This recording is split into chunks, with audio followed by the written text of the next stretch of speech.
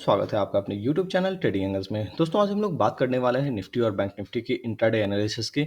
आपने कल देखा होगा मार्केट के अंदर मैंने आपको कहा था कि इंट्राडे में मार्केट गैप अप करेगा, गैप अप करने के बाद धीरे धीरे नीचे की तरफ आने लगेगा। 1:30-2 बजे के आसपास मैंने अर्जेंट वीडियो बना करके आपको बताया था दोस्तों कि कहीं ना कहीं मार्केट जो है बहुत ही तेजी से शार्प सेलिंग दिखा सकता है, और आपने देखा कि मार्केट जो है बहुत ही तेजी से शार्प सेलिंग दिखाया ही। तो बिल्कुल हम लोग यहाँ पर अभी लेवल को बिल्कुल डिस्कस कर लेंगे कि किस तरीके से लेवल अभी आपका रह सकता है आने वाले समय में इंट्राडे में। तो यहाँ पर उससे पहले दोस्तों अगर आप चैनल पर नए हैं तो प्लीज़ चैनल को सब्सक्राइब कर लें और वीडियो को शेयर जरूर करें दोस्तों, ताकि ये इन्फॉर्मेशन ज़्यादा से ज़्यादा लोगों तक पहुंचे। देखिए मार्केट में काफ़ी ज़्यादा सेलिंग ऑलरेडी हो चुका है, ये आप भी समझ रहे हो। इसलिए मैं आपको यहाँ पर कहना चाह रहा हूँ कि आज का जो लेवल है बहुत ही ज़्यादा क्रूशियल होगा। मार्केट भी बहुत ही ज़्यादा तेज़ी से मुझे नहीं लगता कि टूटेगा, क्योंकि कल जिस तरीके से लोगों ने सेलिंग जो है बिल्कुल दबा करके करी है यहाँ पर, तो मुझे नहीं लगता कि मार्केट उस तरीके से टूटेगा जैसे कि पूरी दुनिया चाह रही है। ये बात मैं कॉन्फिडेंटली होकर के बोल सकता हूँ, क्योंकि देखो यहाँ पर एक चीज है।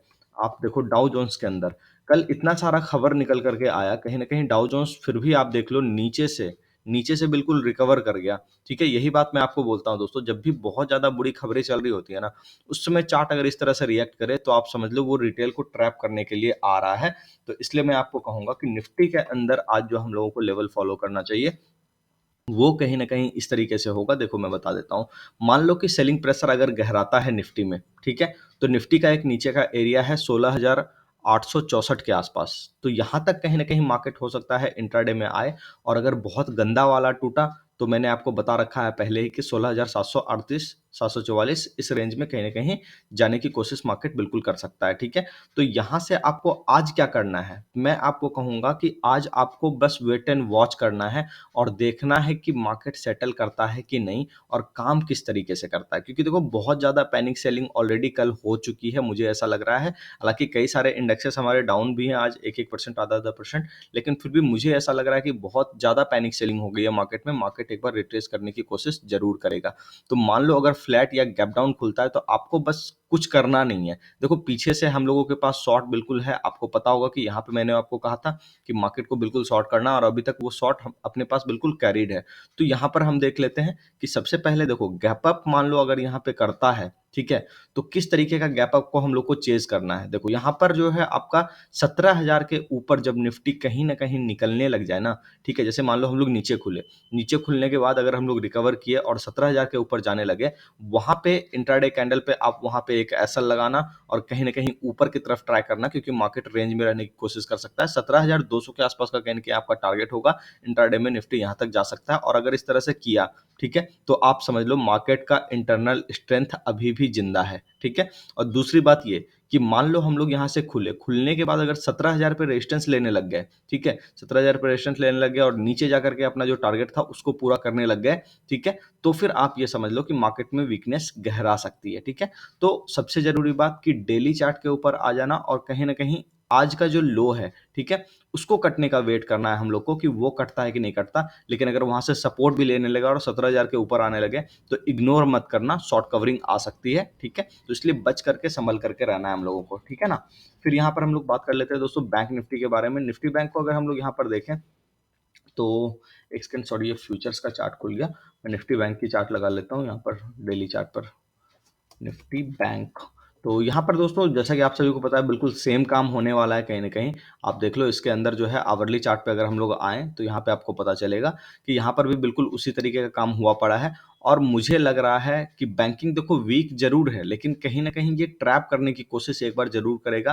तो अपने को इसके अंदर लेवल क्या ध्यान में रखना है, देखो नीचे अगर बहुत ज्यादा क्रैश हुआ तो 38,400 के आसपास बैंक निफ्टी कहीं के आने की कोशिश करेगा, ठीक है। और देखो निफ्टी में भी एक 16,600 वाला एरिया बाकी है, इस बात को ध्यान में रखना, ठीक है। मार्केट अगर यहाँ से गिरेगा मतलब आने वाले कुछ टाइम में तो 16,600 तक जा सकता है, मान लो बाउंस वाउंस लेगा तो उसके बाद भी, ठीक है। तो वो भी एक चीज दिमाग में रखना कि बड़े टाइम फ्रेम में हम लोग वहां तक जा सकते हैं, ठीक है। और बैंक निफ्टी के अंदर जो आपको अभी यहाँ पर बताया कि कहीं ना कहीं 38,430 के आसपास बैंक निफ्टी आ सकता है, पॉसिबिलिटी है इस बात की, ठीक है? और आपको जो शॉर्ट कवरिंग आएगी उसका जो एरिया होगा वो कहाँ से डिसाइड होगा?